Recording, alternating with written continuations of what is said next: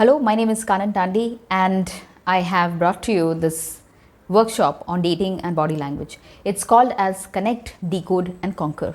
In this workshop, we are going to talk about self-awareness, decoding body language, decoding your own body language as well as the other person's body language.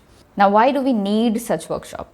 It's because of a couple of reasons. First one is, as millennial, it is becoming kind of difficult to find the right kind of partner, and after having a broken heart, it's not really easy to get into another relationship. And once the relationship does not work, we keep thinking, if only I could have seen the red flags. There are more red flags which you can identify only if you learn and know more about yourself, right?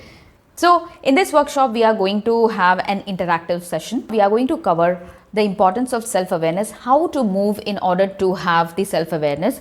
Third thing is understanding the basics of body language, emotions, micro expressions, and why do we feel it.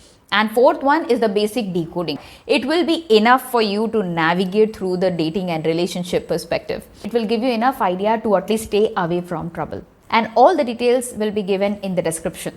Other than that, if you have any queries, feel free to ask and I'll be ready to help. Thank you so much.